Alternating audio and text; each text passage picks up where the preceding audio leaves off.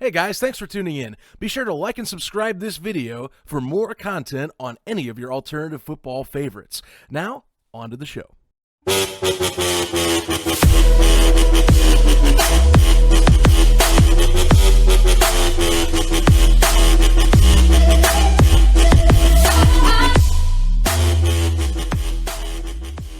Join me today on the Gridiron Gallery podcast. I have the pleasure of being joined once again by TSN CFL insider Dave Naylor. Dave, of course, has plenty to say here as he joins in to talk the XFL CFL collaboration taking an end, as well as we're going to get a little bit into the start of the CFL season. Of course, last time you and I talked, that was still kind of being up in the air. We were waiting for that mid-June kind of update, whether we were going to go or not, that kind of split. And hey, here we are. August 5th is definitely confirmed. And we even have more news as of yesterday about the two leagues that were in question. Now they're not talking anymore. What's going on with that? Well, I think there are a few things. In one, although the Canadian Football League wouldn't like to admit this, I think their meeting with the XFL in the first place was born a little bit by desperation and in fear, really about what was an economic crisis for them. Now that crisis is not past, but I think it's possible that there are a few things that make the league feel like they didn't have to do this deal. The fact that they're back playing football or going to be soon. The fact that they've taken some time to trim their budgets. I think there's going to be more revenue sharing in the league by next year. They've got an opportunity to redo a CBA. And the passage of the single game wagering legislation in Canada, which, nobody really knows. I spent a fair amount of time on this actually back in June, trying to get a handle on what are we talking about here in terms of revenue? And I don't think anybody really knows, but I think optimistically, the teams think it could be worth, $1.5 million, $2 million a team in the near future. That may be optimistic. But I mean, one of the advantages the CFL has is being, in terms of their smaller economy of scale, is that, dropping $2 million on a CFL team is like taking away 40% of your salary costs. You don't need to make $15, $20 million a team in partnerships with sports betting for it to influence your business. So that's part of it. I think there's also a sense that there were teams that were just not comfortable peering over the edge and thinking of things like, 4 downs and, the Grey Cup traditions, all the traditions in history. I mean, you can certainly make the argument that the greatest asset and the greatest weight the CFL carries is its history and tradition. Some people love that. Some people think it's dead weight in to some degree. But there were certainly teams that thought that breaking away from those traditions was too risky. And really, this is a risk-reward proposition. And I think the XFL, from their end, I think didn't want to wait any longer because they've already pushed their season back from 2022 to 2023. Right. And are we doing this or are we not? I think the logistics of trying to string the two leagues together was very difficult. And the other thing I think about it is, if you had two leagues that were operating and trying to figure, well, how do we put these two together? I think it's even more difficult when you've got one league that's operating and another league that is, an entity, right? It's rights and names and equipment. And it's hard to see how you're going to put these two things together. And one of them isn't even up in operation. So all of those things, I think it just became a little bit overwhelming. The other thing, and God knows there's a great tradition of this in the CFL. I mean, you did not have agreement among all the teams in the CFL. You had agreement to engage in this, but you had extremes of views. And I think, the extremes are not secrets. I mean, everybody knows the Toronto Argonauts and Maple Leaf Sports and Entertainment were very bullish on this idea. They wanted to do this. They wanted to make this work. I think there were other teams in the mix that did as well. Montreal, maybe Vancouver, maybe Calgary. I think there were a lot in the middle. And then on the other extreme, you had a team like Edmonton, where basically, their chairman went on the record on the day that this was announced and said, we thought this was a terrible idea. We told everybody.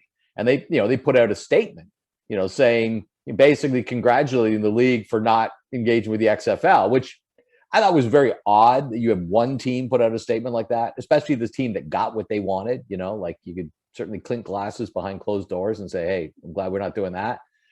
But they put that statement out. And so, yeah, I think there was just, it's always, the CFL has been a tough ship to turn around because, you've got so much, you've got big city teams, you've got small city teams, you've got public ownership, you've got private ownership, you've got teams that are in it because of the tradition and the culture, you've got teams that are in it to try to make money. I mean, it becomes very difficult to do all that. So ultimately, I think it became an overwhelming task. I think there's some teams that are very disappointed. I think there may be some people in the league office that are very disappointed. But ultimately, it was something that they couldn't get done.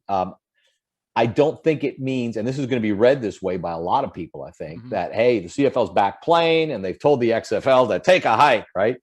Right. Look, this league does not have all its problems behind it, okay? It's got 3 markets that have not been sustainable economically. They have relied on philanthropy, and philanthropy buys you time, but it doesn't, ultimately everybody runs out of throwing away good money at some point. Right.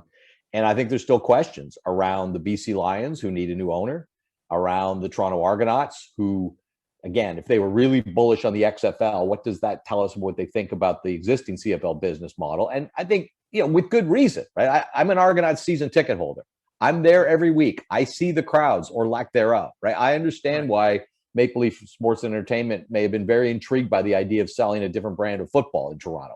And then, of course, the owners in Montreal, who were brought in, basically shepherded into the franchise by Maple Leaf Sports and Entertainment people, and haven't even owned the team for a single game because they bought it right before the pandemic. So, let's see where we are in January. I think really the question is, let's see where we are in January. Good point. You either need one of two things to make this league work. You need sustainable business models, or you need people willing to throw money at a franchise long term. Do they have either of those things in Toronto, Montreal, and Vancouver? Until you can answer yes to one of those two things, yes, we have a sustainable business model, yes, we have an owner who's willing to just fund this thing in perpetuity, you got a problem on your hands. And I don't know if the XFL's solution would have solved those issues. And it's very, very hard to evaluate because we don't know what the details were, right? I mean, we know in general kind of what they were looking at, but we don't know what the actual proposition was and what the CFL was going to have to put at risk, and I don't know if they ever got to the stage where they talked about the rules and those kinds of things. But I mean, I've taken some flack from some fans and frankly other people in the media for being, a champion of this idea. And I always said, look, I've never said the league should do this because I don't know what it is. If you tell me, you tell me you're going to look at a house, I wouldn't tell you to buy the house until I, got to go inside the house, look at it, have it evaluated, and then found out what the price was. I might say, oh, you're looking at a house in this area? Good for you. You should look at a house in that area. You should look at it. But looking at it and buying it are two different things. And so I was, completely in favor of the CFL looking at this. And I'm not as beholden to some of the traditions that a lot of people are in this country who love this league. And I do think some of that has held the league back. And I still think it has challenges with its demographics, and I think it has challenges with its big cities. And again, I can't say whether the XFL would have solved those things. But now that they've turned their back on the XFL, I can say that those things still exist. Those challenges still exist, and the league's going to have to face them. As somebody said to me yesterday, they've just kicked these down. They've just kicked their problems down the road, is what they've done. And that would be I guess the most cynical take on this. The other take on it would be that, hallelujah, we've saved our Canadian game, and, all of our traditions and culture would have gone up in smoke, absorbed by a U.S. league. And, we know how that goes, and therefore we're glad we're not going down that road. Yeah, to take a lot of this all in from that right there. It's kind of been, I didn't see this really coming right away. It was the lingering question, I think, going into for the August 5th start date was, well, we still have this issue at play. Right. They're still talking right now. So when's this being addressed? Obviously the NDAs are being hinted at as the last few months went on, and we couldn't say much, but now it's, all of a sudden you have this drop on a Wednesday, all of a sudden in July, and it's like, okay, here we go. And then you have the XFL finally going, all right, we're hitting the gas, going our direction. It's time to move on. I think the most intriguing part from Wednesday was actually Edmonton's statement coming out and just being flat out honest and just saying, we didn't want this. We're happy that we're moving on. And it almost made me think, like, you see how the bigger cities, the ones that are having the struggles with Montreal, Vancouver, Toronto, they're all wanting this. It almost feels like there's like a kind of like a small market, large market divide here that's being at play. does this get fixed as time goes on? Does maybe the sports betting angle help that if you see more revenue? I mean, or even the revenue sharing, because that just feels like that's more of what the split is becoming as we've done these talks. Yeah, I think traditionally there's been two splits in the CFL. One of them is big city, small city. That's the way you can look at it. And yeah, the league has much more traction in the smaller cities, in the prairie cities, in Western Canada predominantly. Although even in Hamilton right now, the franchise is very healthy, and that's 45 minutes. To drive from Toronto Stadium to Hamilton Stadium is about 45 minutes. Now with traffic, it's probably 2.5 hours because we have the population density of Southern California here. But if you're driving it at 2 a.m, it's 45 minutes, and yet like you're in a different world. So I don't want to speak, just downplay the appeal in some of the smaller cities. But the other one is private ownership, public ownership, and that has always been right. I think some of the private owners in the CFL, and this is not just current, this is like forever. Some of the private owners of the CFL who have their own money, right, in this thing, look at, the chairman of the board of some of the publicly owned teams and say, really? Well, how much of your own money you got in this, right? And there's that's the elephant in the room when they're exchanging ideas, right? If you're sitting in a room with anybody and you're talking about the fate of your money and they're talking about the fate of somebody else's money, there's a different dynamic in that conversation. And if you look at, for instance, the case of the Argos, they're owned by Maple Leaf Sports and Entertainment, which is owned 74% by Bell and Rogers, Bell being the company that owns TSN. Well, ultimately, if you chase that down far enough, there's shareholders there, right? And if the Argonauts are losing money year in, year out, I mean, a shareholder would be well within their right to say, what are we doing with that? Like, how are we creating value there? What's the, we're not in this is for philanthropy. Our mission is not to save the sporting culture of Canada. Our mission is profit and value. This is a company that paid $10 million for an MLS franchise, 12, 13 years ago. And now they're hatching expansion franchises for $350 million. Like, Toronto FC's got to be worth $500 to $600 million Canadian. They paid 10 for it. That's the business of Maple Leaf Sports and Entertainment, not subsidizing a team year after year. So, that, and then on the prairies with the publicly owned teams, it's very, very different. Profit is nice, so you can create a reserve fund for rainy days, and you want to be able to do upgrades and things like that. But there's no real necessity for the team to make money, right? The team and the value of the franchise doesn't matter because you're never selling it, right? It's a publicly owned team, so you don't care about franchise value. So there's always been that different perspective on issues around the Board of Governors table. And I think that came into play here. Yeah, it definitely feels that way. Like I said, Edmonton's statement alone just kind of came all right in front of us, and we weren't expecting. And I don't think that statement was necessarily, well received by everybody around the league. Let's just say that. Like there were some people that are unhappy that this had to go off the rails, and probably seeing that statement didn't, brighten their day. Yeah. I mean, there are definitely people, trust me, you go on social media and you can, any given day you have at least a nugget, it becomes kind of a dumpster fire of all of a sudden you have people going at each other's throats. It almost to the point where I'm like trying to avoid it, where I'm like, I'll follow this along, but I ain't going to be stepping my toes into like replies or retweets on anything. And I hear you. Like early on in this, I was, pretty outspoken on some of the things, and look, we're both operating from perspective of love of the CFL on both sides of this fence. Like there are people who think that those who were in favor of an XFL collaboration were signing the death certificate of the league. Okay. And there are people who thought that those who were shouting for the maintaining of the 9-team CFL only in Canada were signing the death certificate of the league. Right. So you're both mad at the other side for the same reasons. You both sides love the league, and that's why the passion and in some cases the real anger, comes out. And there are certain times, I got to that point as well, where I was commenting on this sort of tweet and go, nah, I don't need it. I don't need this. I don't need, and then it was like at a certain point of people coming at me, and I realized it was about, a half dozen people over and over again. So, the blocks function on Twitter, solved that for me. Oh, sure. Hey, it can be useful, Yeah, absolutely. That's the thing. Look, the gamblings are single bet sports betting bill. your colleague Farhan Lolji there, Yep. he kind of made a retweet on the statement for the CFL when saying that they were splitting talks, saying this has been in the works for a few weeks. Right. As we all know, on June 22nd, they approved C-218. Right. That almost feels like there's a correlation maybe there. You're seeing the movement, and then, of course, they're going, wait a minute, we're in these talks. There's money. We could go for the money. Is that maybe something that was, I know that was kind of talked about with the avenues of revenue that might be possible now. Could that have been maybe the catalyst that finally started pushing the opposite direction?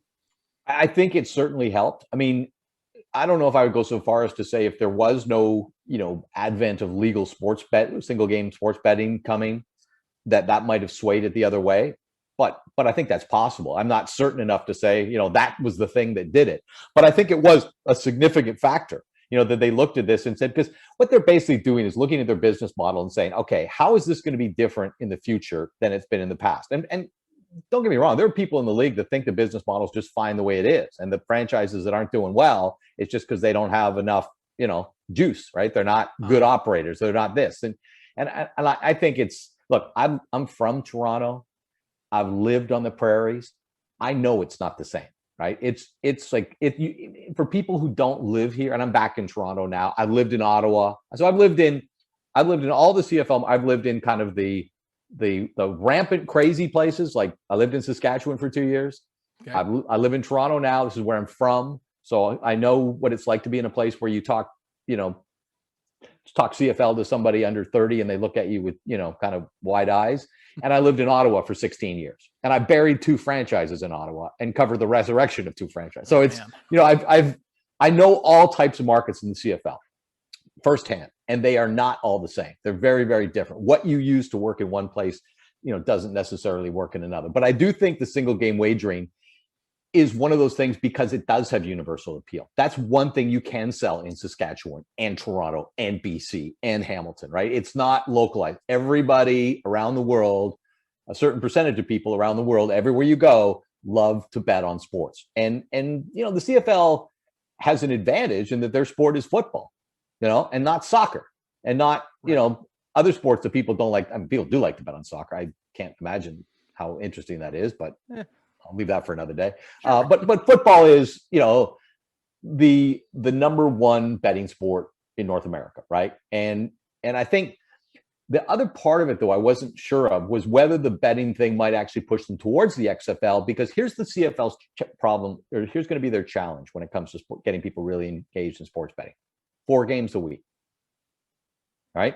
Mm-hmm. And if you look at what real serious bettors like to do, is they like to get a 16-game NFL slate, and they take 5 games and they say, wouldn't touch that, right? They take 6 more games and go, probably wouldn't touch that unless I really find something. I'll do my research on that one.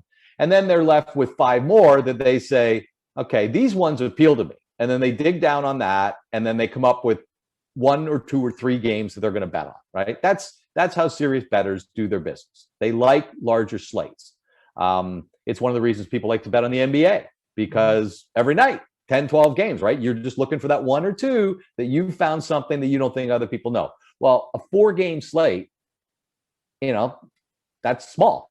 And particularly when you get to the second half of a CFL season, this is one of the challenges for the league is, half your matchups can be 2-13 against, 4-11, right? And those, so just on paper, by the time you get to the back half of the season, and this is a struggle we have even in promoting the league, is you get great matchups, but 1 or 2 games every week on the back half of the schedule are dogs, right? And people don't like to bet on dogs. You can bet on a 17-point spread if you want, but people generally don't, aren't attracted to those games as much as they are others.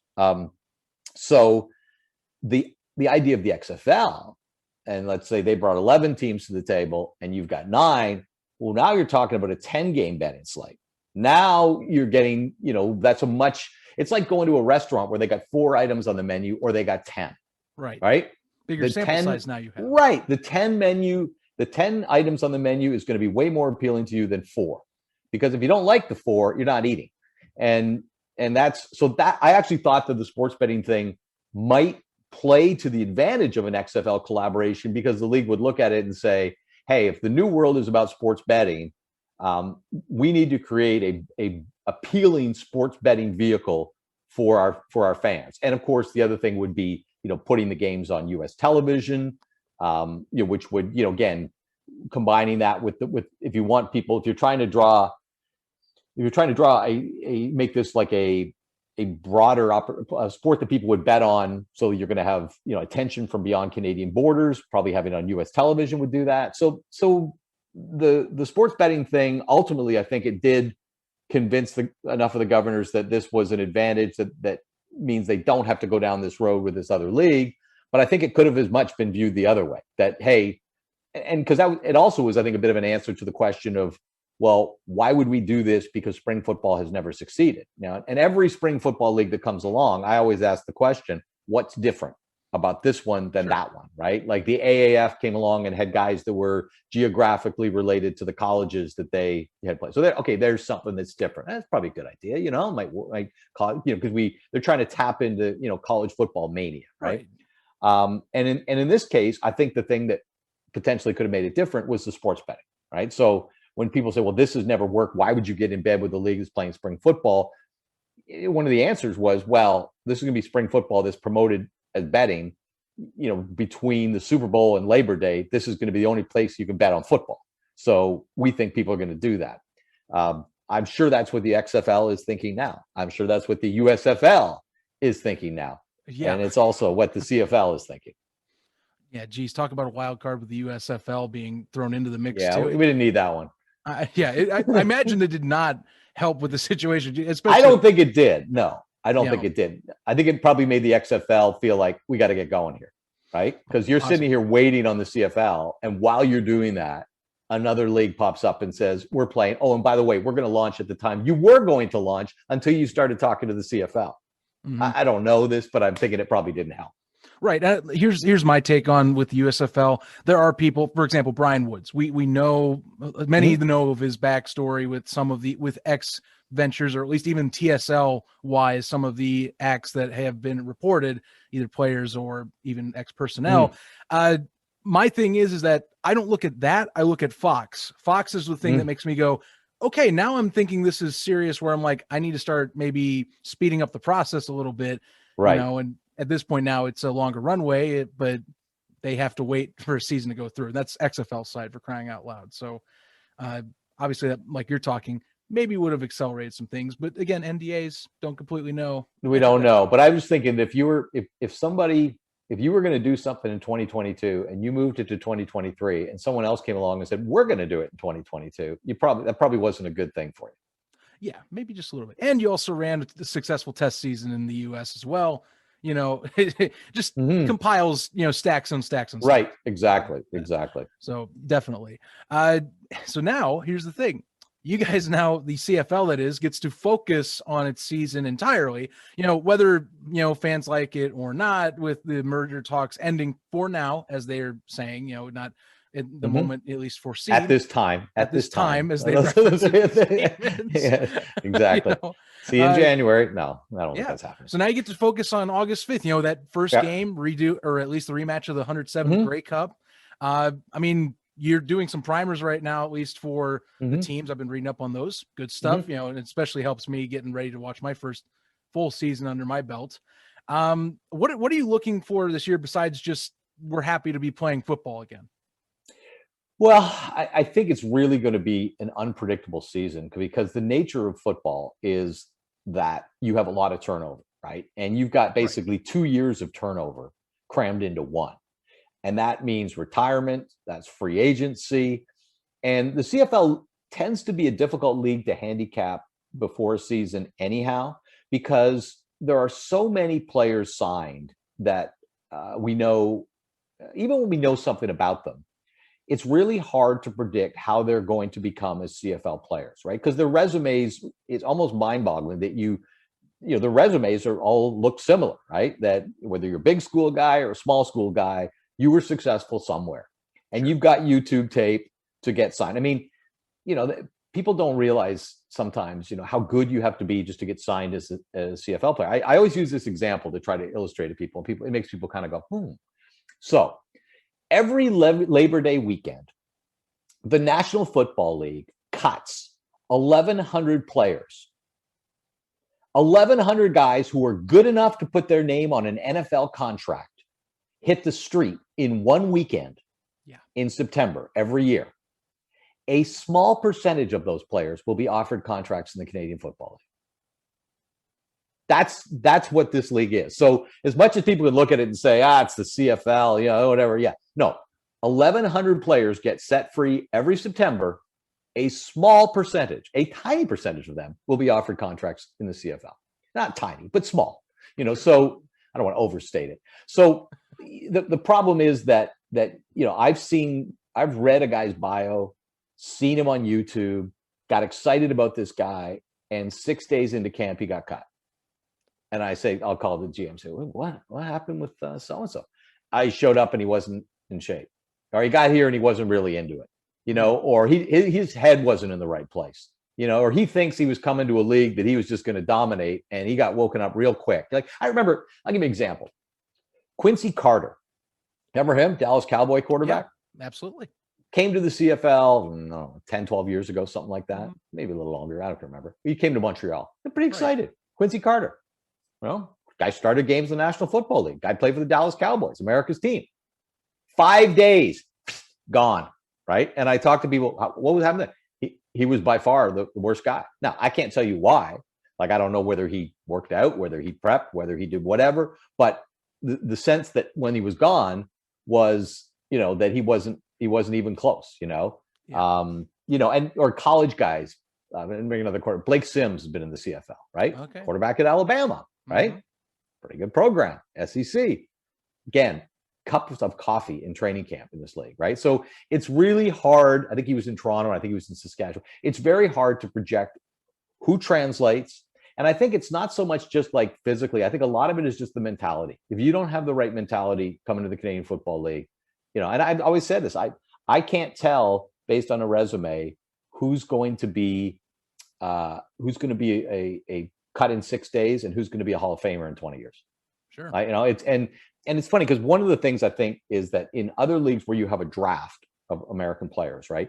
You can read who the team likes by the investment, by when they took them and the amount of money they spent signing them, right? That tells you this guy is going to get this opportunity because he was their second round pick and they've already paid him X, right? That's how you can, that kind of allows you to handicap a team in the NFL before training camp. You have a pretty good idea just based on that.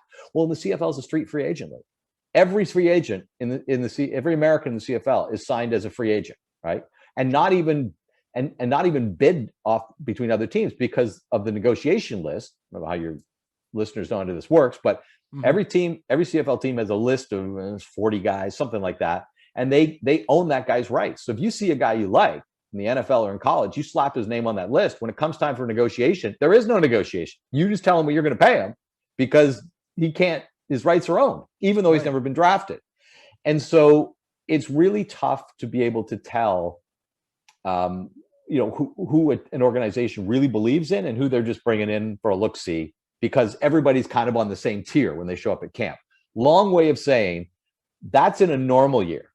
Okay. Yes.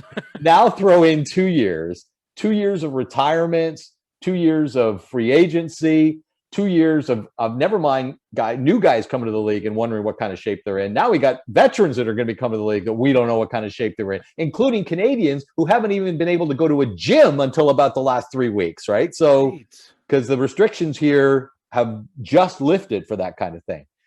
All of that is a very long way of saying I am going to be very curious about just what every team looks like in a way. Like I usually study the first 5 to 6 weeks of a season much closer than I do the last 10 or 12, because I'm learning so much more, right? And just getting familiar with players and things like that. So that's one thing I'll be looking for. I don't read that much into the idea of there not being preseason games, right? And I think we saw this in the NFL. It didn't really change things, right? Yeah, veteran players don't play most preseason games. And I think when Mark Trestman was last in the CFL, I don't think he played any of his vets in either preseason game. You're going to have a month-long training camp, which is longer than they usually have here. So I think, the other thing to watch a little bit is injuries. And already, there are stories of guys just, and doing simple drills one-on-one, solo drills, pulling hamstrings or tearing things. So it's, that's the other part of this that I think is going to be interesting. But overall, it's really just kind of seeing how much does the league reflect what we saw in 2019 in terms of, the power rankings, you might say. Are the teams that were the best teams in 2019 still the best teams? How much does continuity matter? How much does it matter when guys have aged 2 years instead of one? All those kind of things I think are really, what jump out at me. And I'm intrigued to see how the fans come back, because I think there is this sense of, wow, we really missed the CFL in some parts of the country. And then you've got sort of the whole, how much does everybody feel safe going to a stadium? So, that whole off the field, how the league gets supported in his return, I think is going to be intriguing to me as well. A lot of questions still, but as you're saying, a lot of factors that can make this season, well, none that we've ever seen, or at least the fans have ever seen. I can only say so much because, like I said, this is the first one I'm really jumping into here. Right. But, for those that have watched before, I'm just getting that sense like you're talking, where it's like there's a lot of unpredictability right now just based on what's going on with rosters and even talking injuries. I mean, the NBA was dealing with this problem, if we're talking at least other sports, where it's like, well, we had this rush season, or we had part of a season and we didn't have the conditioning correct, and we had increased injuries. Well, look at the injuries in the NBA playoffs, been unbelievable, exactly. right? And so that's the other thing I think that's, and that could be a problem, because they've increased the size of the practice rosters. But the other problem is that the border, until the borders open, you can't get guys in, right? And Right. without a quarantine, that's why they've increased the size of the practice roster. But as we all know, the injury bug doesn't always hit equally. Sometimes it hits certain position groups much harder than others. And that could be a challenge, because I mean that already became more of an issue for CFL teams after 9/11, when you had to have a passport to pass to cross the US-Canada border, right? It was funny. It used to be just get in a plane and get here. Then it was fly to Buffalo and we'll drive you across, because you didn't need a passport if you're coming by land, right? then it was passports for everybody. And that's a big issue now, is, when sometimes a player wants to come, there's a need, hey, we'll get you in for 3 practices, and because we got a hole in this spot, we'll, get you into a game. We'll wait. I don't have a passport. And then, that can be addressed now in about 48 hours, I think. But it, when sometimes 48 hours is pretty critical to a football team. Oh yeah. Hey, I have a friend of mine that's right now. We're talking another league in the international scene here, European League of Football. He had a 48-hour turnover. Aaron Ellis, that is playing for Stuttgart out there in Germany. One practice and he was in. That's all it was, But he get that little extra time, and that's just enough to get it in sync, and at least to find your position and get the groove, at least with your teammates as well too. I completely relate to that. But man, the import side of it, or at least that's going to be challenging in its own right, especially the borders. I mean, you got to get those guys over there, especially if you aren't around up in Canada all the time, or if you aren't residency, so it's going to be, it makes it that much trickier. Now the border thing may relax, by the time we'll see where everything goes here. I mean, I've kind of always had my eye on September, that's when we might see, I think, a border. And I'm saying, like, a year ago, I would have told you September 2021, right? And so I still think that may be about the time that this happens. I think it's in place till the 21st of July, right? So they could relax it after that, or they could, they do it a month at a time. The whole thing has been just a month at a time. So the fact that it's due to expire doesn't really mean anything, because it's been due to expire, all the way along, and they just keep kicking it down the road. But I do think the question of what differences in the game we might see is intriguing, because in some ways some guys are healthier than they've ever been in their lives, right? Like there's 3 quarterbacks in this league that had surgeries, at the end of 2019, that were all going to be questionable for how healthy they would have been for the opening week of the season. And now they've had a year. I mean, Bo Levi Mitchell, Jeremiah Mazzoli, Matt Nichols all had surgeries either during the season or after the season. And all of them were going to be questionable for the start of 2020. Now they're coming in with, 12, 14 months of good health. So that's certainly one effect for, at least in those cases of those teams.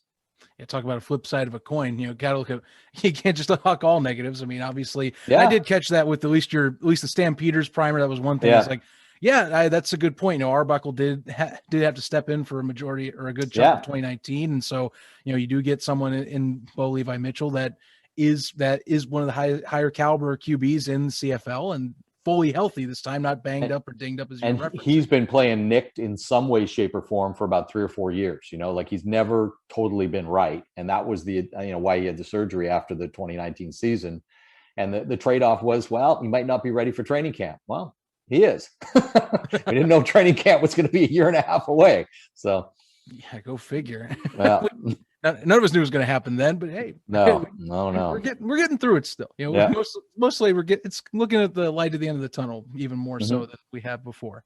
Do you have a early season favorite yourself? I know you're talking unpredictability, but I'm assuming you have someone you're like, okay, they retain most of the roster, little retirements, injuries so far haven't been prevalent.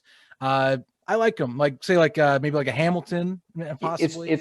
It's hard not to go away from Hamilton because they were 15-3 last year.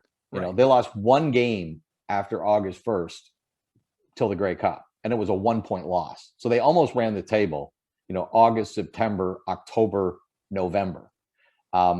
They kept their entire coaching staff together, which is unusual, right? Usually when you have a team that's that good, same thing in the NFL. When you have a team that's that good, their coordinators are going to get recruited, right?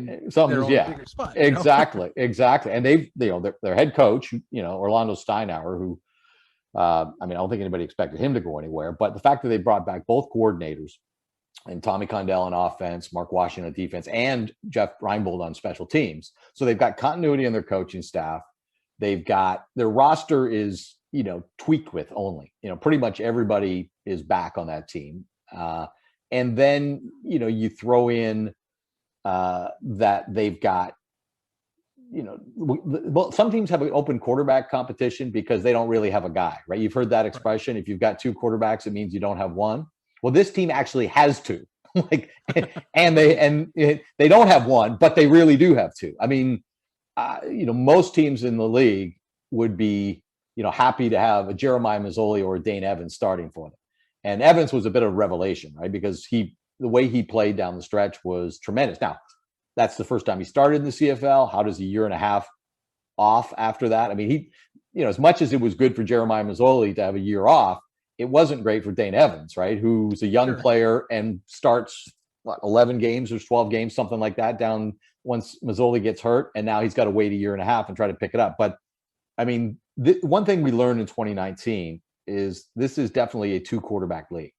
I mean, across the league, there was, it was right across the board. I remember writing about this, how many teams had split duties because of injuries, mostly, some because of performance. But I think having that insurance, that depth at quarterback matters. So when you throw the consistency of the roster, the consistency of the coaching staff, 15-win team a year ago, and then bringing back both guys at quarterback, I think Hamilton is the team that I'm would be most bullish on for this season.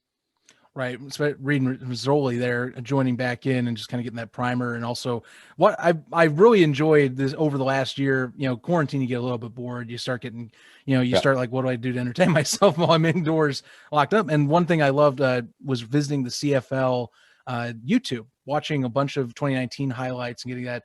And, similar thing, Evans just really impressed me, getting kind of that storyline, even the highlights. You're like, okay, he stepped in here for injury and shined and looked great up until the wheels fell off the tracks in the Grey Cup, unfortunately. No, it's funny. I always go back to that training camp, that Ticat training camp in 2018, where it was all about Johnny Manziel and Jeremiah Mazzoli, right? And everybody was watching both their body languages, and every interview was kind of dissected about how because Mazzoli had been, he waited a long time for his opportunity. I mean, he was on the practice roster in Edmonton ages ago, right? And then, gets traded to Hamilton. He's the number 3. He probably was the number 4 when he got there.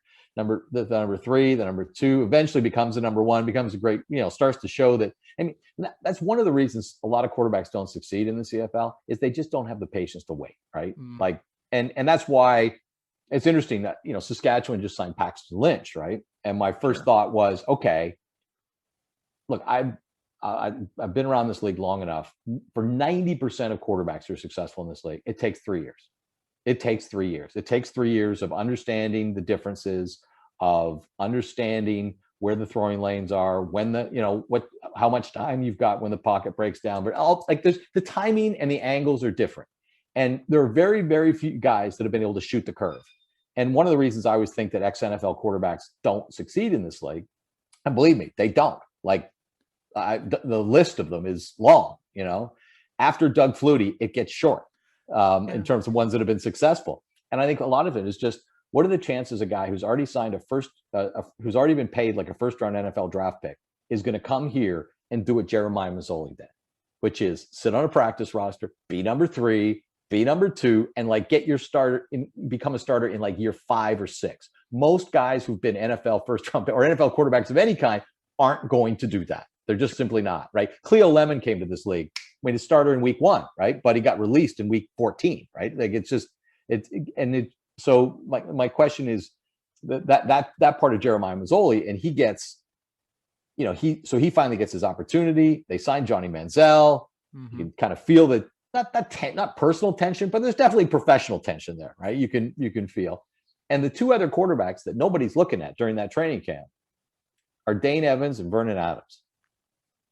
So it's funny how that works, right? It's funny how that works, and it's maybe we should have been watching them, right? And right. Even Vernon Adams, it's funny you mentioned waiting for your opportunity. Well, hey, 2019, and then getting more of a contract now, looking like potentially going to be the franchise QB moving forward, at least for Vernon Adams' story is remarkable, right? They trade for his rights in 2016 before he's ever signed a CFL contract. They just traded for. He was a name on a negotiation list, right? Goes to Montreal, gets 3 starts. The next year, halfway through, gets traded to Saskatchewan. So the short yardage quarterback there, gets traded to Hamilton. They bring in Manziel. They convert him to receiver, then cut him. And he goes to Montreal, and is in Johnny's shadow for 1 year. And the next year becomes the guy that they've been looking for the last 8 years. It's a remarkable story. That's unreal. And yeah, it just touches right back. Not to knock on Paxton Lynch, but that's the same thing where I see a signing like that. I'm like, to me, you see a quarterback like that comes from the NFL, and I'm like, this is someone I think that just wants to get a quick, I jump in, I want to get my face out there again. Let's jump back into the NFL as fast as we can. Sure. And I understand why they want to do that, right? Mm-hmm. There was a big negotiation between Johnny Manziel's agent and the league and the Ticats trying to get a way that he could get in and out of the CFL in 1 season, right? Rather than having to commit 2 years, which was the way at that time. But if people really known, sort of what he was up against, they should have looked at it as a 2-year project. And if they looked at it as a 2 or 3 year project and said, okay, and then you can go back to the National Football League when you're 28, they would have had a much better chance of success rather than trying to, get into a situation where you can play as soon as possible and get the heck out of there as soon as possible. Paxton Lynch should call Vernon Adams, because Vernon Adams is very articulate and open about how much he didn't know about this league when he came here and how much he had to learn. And only now, looking back, does he understand that. But every new quarterback who comes to this league should talk to Vernon Adams. And it's not like he was a lightweight when he came here, right? He was a star at Oregon, right? It's not like he was a guy.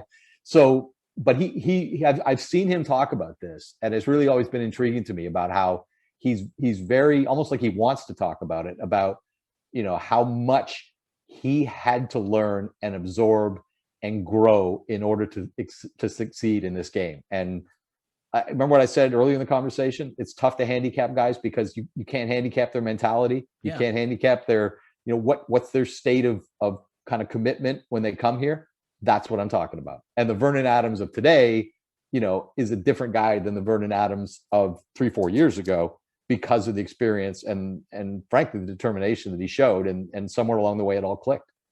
A wise man once said, sometimes it's about the journey to get to the destination. So is it ever in football? and a journey where in football, so much of it is out of your control, right? That's what drives guys crazy. I'm going to use, speaking of wise men, recently on one of my shows, I had someone use the phrase Tarantinoing. So I'm going to do this as a Tarantino moment here, because no credit. I love talking this year. But I'm almost going to make this it's talking next year, but also going back and discussing at least the financials. if we're talking about this year as well, it's great to see the football on the field. I know you and other colleagues have mentioned this is still a money loss season. There's really not going to be much for revenue, sure. For sure. in this. Yeah. So Yeah. what does the lead up to 2022 look like?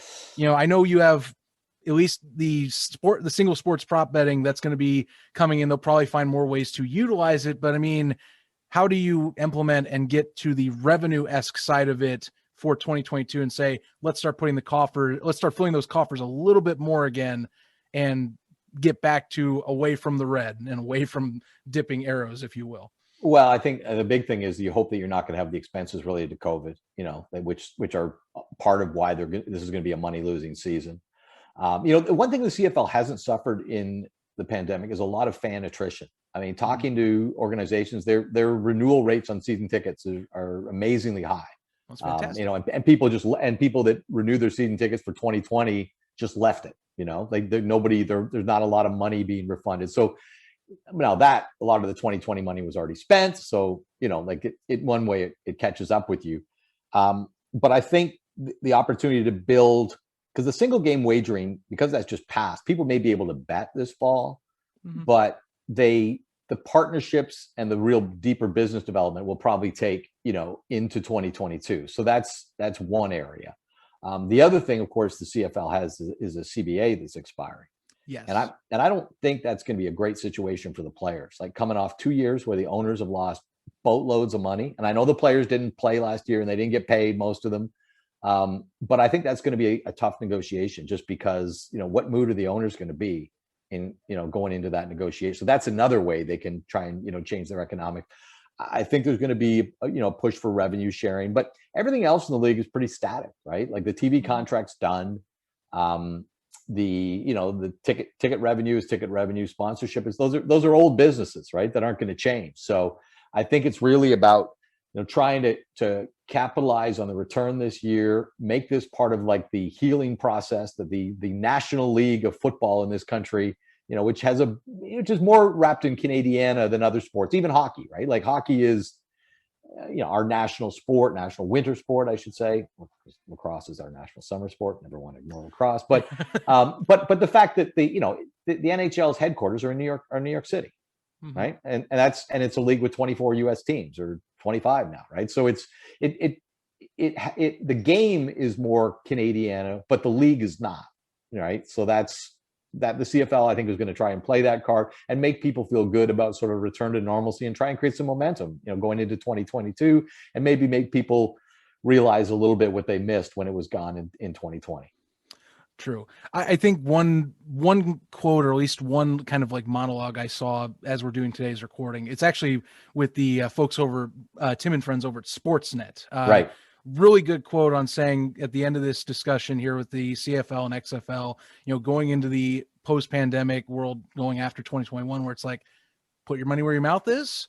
If we're going to make this work, and if we're going to stay ourselves, 2022 moving forward, let's start supporting these guys if it's all about the Canadian and local feel of it, So I really think, I'm wondering if that, at least these talks maybe brought out, and hopefully not just, barking at least, but actually like pulling your wallet out and saying, hey, I'm going to take a ticket again, or something like that.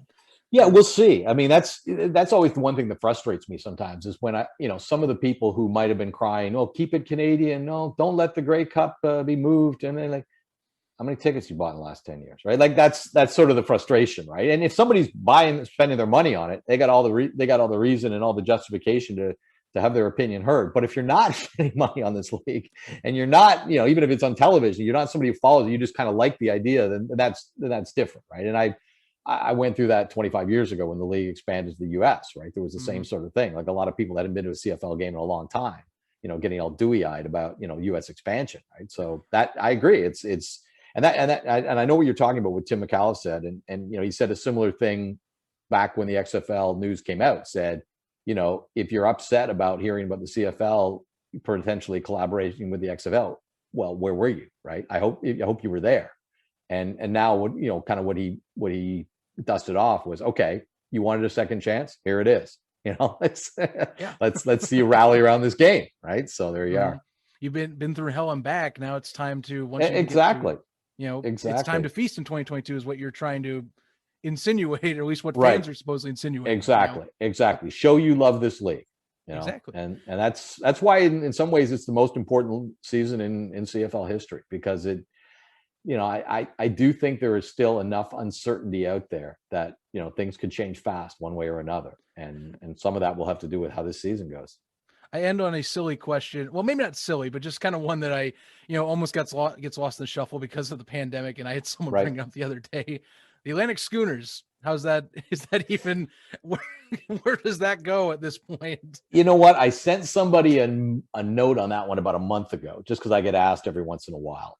And I think the official answer is it's on pause. It's not dead. We'll see. And there was lots of enthusiasm when we left off and that. That said, the Canadian Football League is going to have to show its own stability before that project moves further. And you can imagine if you're a city councilor in Halifax, or even part of the group that wants to have a team, you'd have to be sure that you're going to a league that's going to be around in 4 or 5 or 6 years. And I don't want to sound alarmist on that, but I do think there's enough uncertainty with this league that it's probably not the time that you want to be going all in on an expansion franchise. Oh, sure. And I think it's similar from the city of Halifax is in terms of their municipal priorities. I don't know where, building a stadium ranks, but I'm thinking, and look, Atlantic Canada is the area that's been the least hard hit by the pandemic, right? In terms of, overall effect. But maybe there's a counterintuitive idea that, well, if you want to jumpstart the economy or keep it strong coming out of the pandemic, an infrastructure project is the best way to do that. You can put people to work for 2 or 3 years on a construction project like a stadium, and it doesn't change the fact that that region doesn't have a 25,000 seat outdoor stadium, which you can use for more than just football, right? So, but I think the analogy I gave somebody the other day is said, when you're watching your TV and something happens that you didn't expect, and you just reach and you grab the pause and you hit the pause button on your TV. Yeah, I think that's kind of where the Halifax Schooners are right now. That's where I would say. I think both the league and the city and provincial governments out there have a lot of things on their to-do list before they get to the Atlantic Schooners. Absolutely. And again, I reiterate with that question, it's not a silly question. I get asked it a lot. So that's why I finally, like a month ago, I had to send somebody notes. I better know what to say on this one. So I was prepared. There you go. Yeah. I mean, even with the talks, I was like, wait, that question's still being brought I know. up. But hey, I know. It'd be nice to get round out to 10 teams at some point. Well, I mean, it's, it was 1984 when they were awarded a conditional franchise the first time, right? So like I was 17 and I'm 53 now. I've been waiting a while for this thing, and I think I'll be waiting until, well, let's just say a little longer. Yeah, well, hey, and hopefully get the 2022 where you can get back on track fully. Yeah. Get that reinvigorated fan base like we're hoping for. Yeah, we'll see. We'll hope that the CFL comes. This league has been through a lot of tough times, and I think there are going to be still some challenging times at the end of this season, but we'll see. Never a dull moment in this league. No joke. Hey, reading the history of the CFL is entertaining in just itself. Trust me. I talked with Paul Woods enough about that, and oh yeah, I had a blast just talking a few points from him at least a few months ago. Yeah, Dave, Paul knows his history. Believe me. Yeah. Oh my goodness, I gotta get him back and get his book, by the way, later. Dave, thank you so much for coming on. I appreciate you taking the time, and kind of reconvening. It's amazing how things can change in just a few months' time, but it's the world we live in right now. Who knows where we'll be a year from now? That's the XFL will still be a year away, and I said this about a month ago. I said I'd really be interested to know what the CFL is, what the situation of everything is in May of 2022. And because by then we will have gone through the first off season after the return, and I think there's going to be lots of intrigue in that as well. I'm looking forward to the future ahead there. Dave Naylor, TSN CFL Insider. Thanks again. Really can appreciate it. Follow him, by the way, on his social, and he covers, especially on Twitter, all the time with updates. So, honestly, for myself, if you're not giving him a follow, and if you're not at least giving him a bell notification on there for any of his updates, I don't know what you're doing or why you're following the CFL in the first place, because him or his colleague Farhan Lolji will be giving you everything there. So appreciate it as always. Thanks very much for having me, Zach. The Gridiron Gallery podcast. New episodes every Friday on your favorite podcast platforms, YouTube, and premiering first, as always, at 11 a.m. Eastern, 8 a.m. Pacific, only on unhingedsn.com.